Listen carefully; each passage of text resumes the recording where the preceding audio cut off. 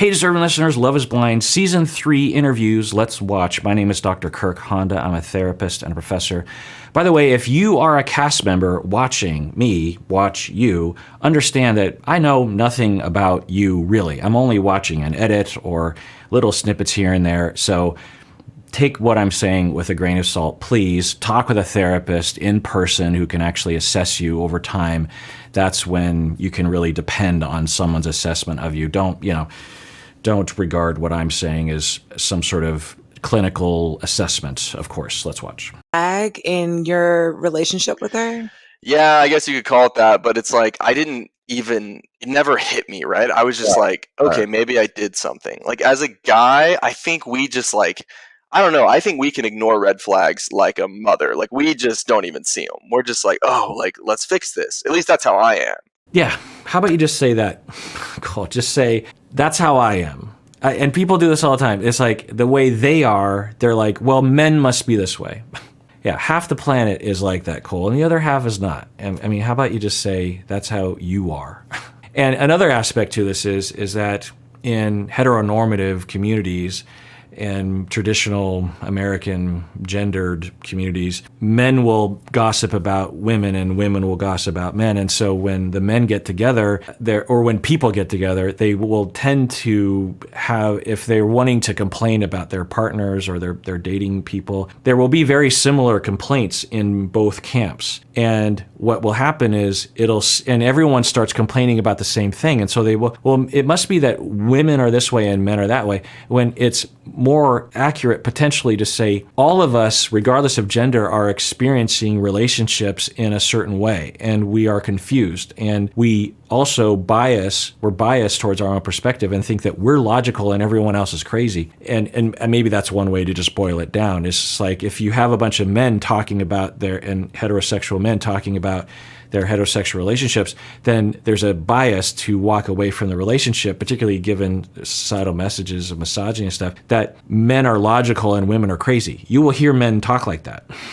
But you will hear women get together and they will talk, but they won't use that term because that's not the narrative around gender, but it will have a similar vibe of like, men are narcissistic or men don't care about our feelings. We are the people that care about feelings. And so it's I hope you just get what I say. It's because frequently for Cole, when he's on these podcasts, and they all agree with him. So, I'm this strange voice from way over here, I guess. But there's all this talk around women are this way and men are this way. And I find it to be dubious. And, I look at the research. We have research on these topics. For pretty much any question that y'all have about human tendencies and personality and gender distributions and age distributions, we've studied. It's hard to lock this down because it's an amorphous concept. It's not like how tall you are. It's not like you can just use a ruler. But there are various measures and various ways at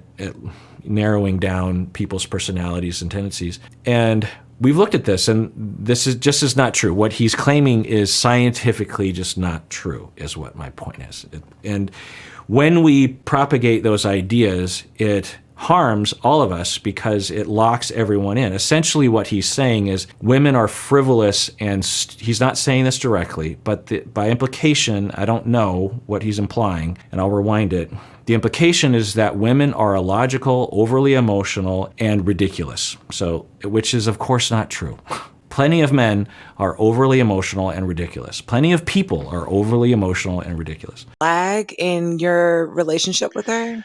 Yeah, I guess you could call it that, but it's like it never hit me, right? I was just okay, maybe I did something. Like, as a guy, I think we just I don't know, I think we can ignore red flags like a mother. Like, we just don't even see them. We're just let's fix this. At least that's how I am. Mm-hmm. Yeah. He's not like... Right.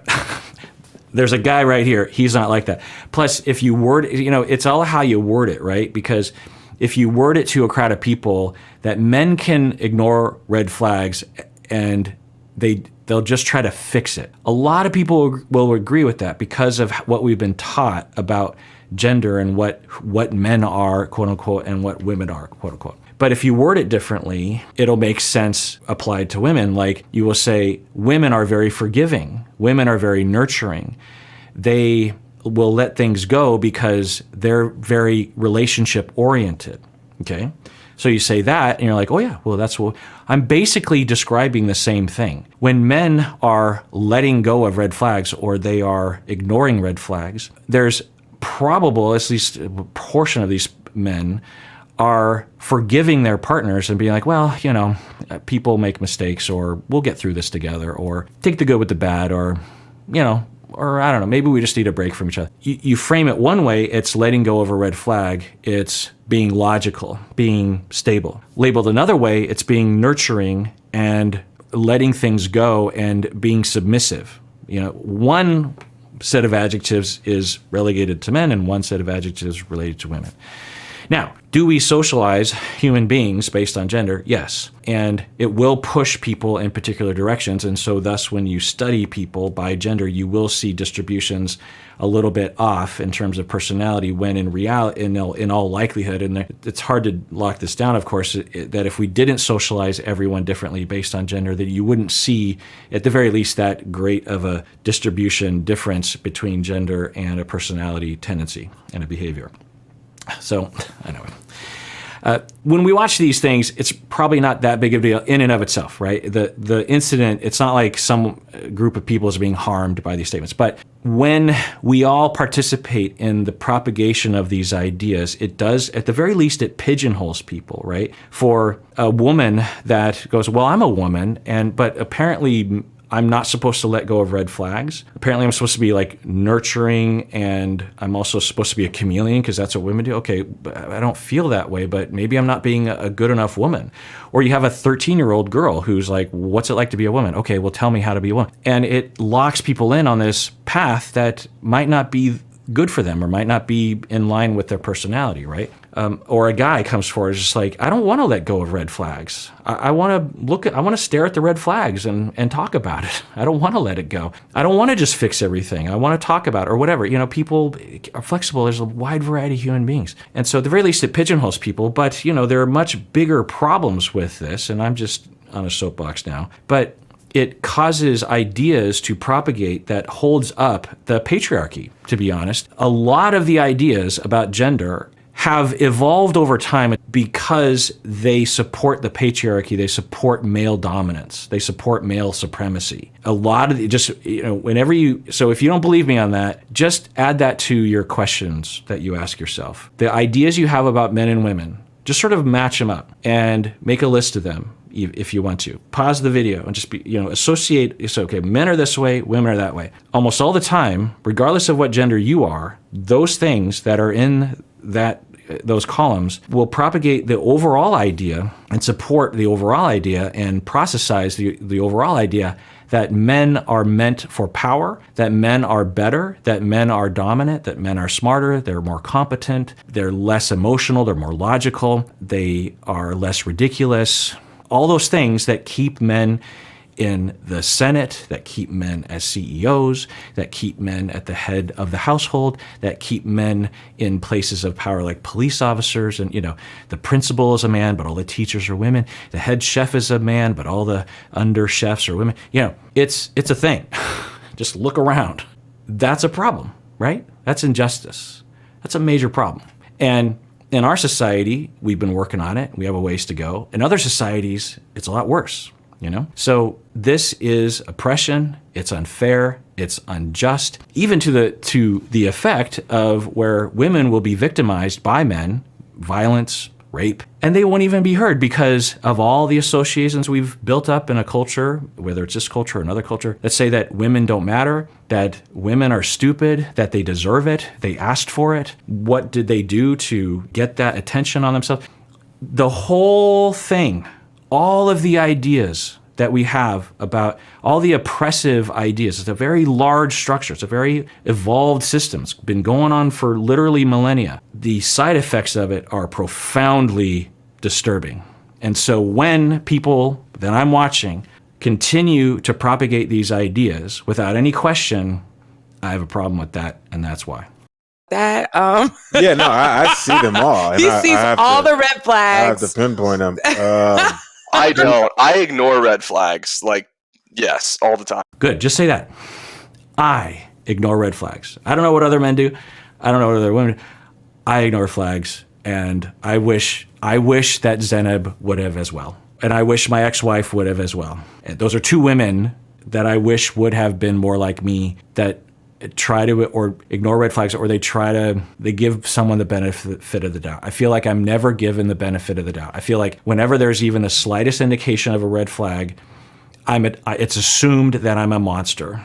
And I feel like that's what I experienced, and it's demoralizing to me because, so that's another limiting thing. If he generalizes this to all women, then he should probably become celibate and a monk and never marry it, because if all women are frivolous and are constantly nitpicking everything and nagging all the time, then you're doomed, pal. But that's just not true. Plenty of people, regardless of gender, will nitpick and overreact, and plenty of people, regardless of gender, will let things go. So, you can trust the gender of heterosexual cis women because there's a wide variety of personalities within that group of people, 4 billion people. Experiment with, but we had just found out that we weren't compatible, and so it's a no. I can't marry you because we have not gotten to a place in our relationship where it's smooth enough to do that. It's like there's a way to break up with someone without devastating them. Yeah. And so for her to do that to me, I've just lost a lot of respect. Like I really want women to find security in themselves more, so they don't have to build themselves up by pushing someone else down. What's that talk again? I'll just say very briefly, just replace those words with, I wish the people in my past who happen to be women, I wish they would have done X, Y, and Z instead of A, B, and C. Just don't generalize it to all women. Plenty of men have done irrational, unfair things in relationships. It's not just women that do those things. Newsflash. Respect. I really want women to find security in themselves more, so they don't have to build themselves up by pushing someone else down. But I can get on board with the premise that he's trying to get across, which is that he is saying, and he's conceptualized the situation, that Zeneb was trying to build herself up by tearing someone else down. And I don't know if I included it, but he very briefly said something like, I don't know what it is, if it's women's empowerment or feminism or something. He seems to be saying that women today, or Zeneb herself or something, because of feminism, are trying to attack men or hate men, or are narcissistically believing women are believing all their nonsense or whatever. And what I'll say is, I'm guessing some of you might actually agree with some of those premises. I don't know. But understand that true feminism, true academic, studied, clinical, feminist philosophy that has been around for decades, way before the internet decided to bastardize it, proposes and acknowledges the science regarding bias and prejudice and oppression, systems of power. It's just a fact that our society for many, many years, less so now, but still kind of present, significantly present still, is oriented around the idea that men are superior.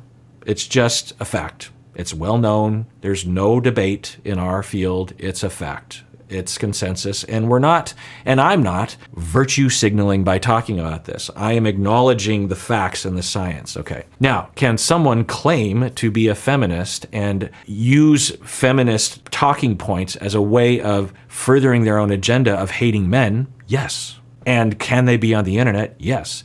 And can a bunch of red pill D-bags focus on that person and say, see, feminism is ruining all women? Yes, they can do that too. But that doesn't mean that makes it feminism. Okay? That means that someone has created a straw man, or someone is focusing and cherry picking a particular individual who is problematic and deciding to use that as an example for all feminism. Now, I will say that, I don't know, but there seems to be movements online and in our culture that are gendered, that are problematic. Like, you have incels that are, all genders are incels, but they are primarily men, heterosexual cis men. And so you will find that some heterosexual cis men will have ideas that have been propagated through the cult of the incel community that are problematic and motivate distorted thinking, weird perceptions, bad behavior, sometimes even murder. So there's that.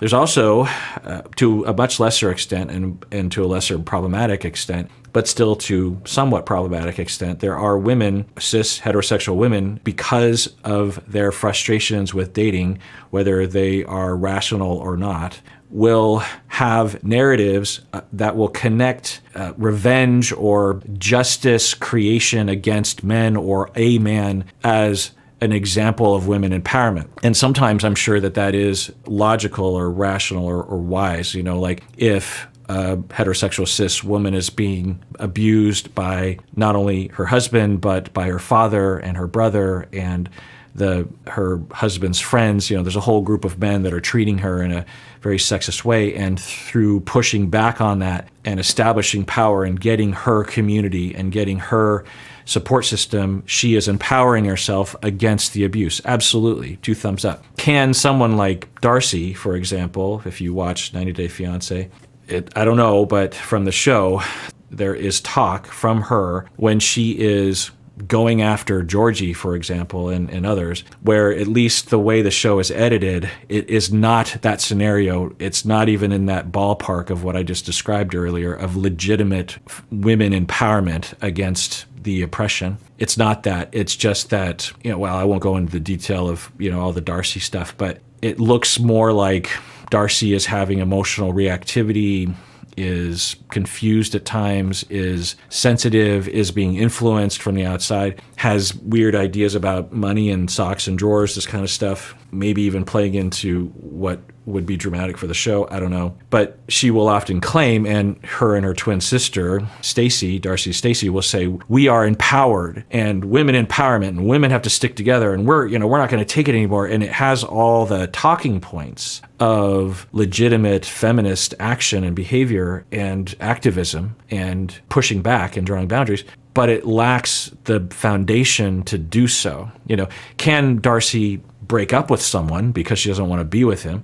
Can Darcy say, I don't like this or whatever? Okay. But to frame it under the empowerment or to stand on the shoulders of giants, to stand on the foundation of feminism, of established feminist movement, and claim that your behavior is justified because of that, can a woman do that in a problematic way? Yes. Is that the situation here? I don't know. I mean, that sounds extreme. That's going a little far. But I don't know. What do you think? Famous last words. Dr. Kirk Honda asks the internet what they think about feminism. Oh boy. I don't know. I hope that if you disagree with me, that you can be nice. Because if you disagree with me, I would try my best to be nice to you. And I would hope that y'all would be nice to each other. Because we're all in this together. And if we're going to, at the very least, create a society that isn't at each other's throats, we have to be civil. And there's no reason, at least here with coal, this isn't, some life or death matter. We can be civil. There's nothing really at stake. Okay. And if we're going to change people's minds, then we have to be civil. We have to be polite. We have to be inviting and welcoming. I hope that I am doing that most of the time. I don't know. All right, well, that is it for that episode. I want to thank everyone for subscribing to this channel and liking this or any other video. And everyone out there, please take care of yourself because you deserve it. You really, really do.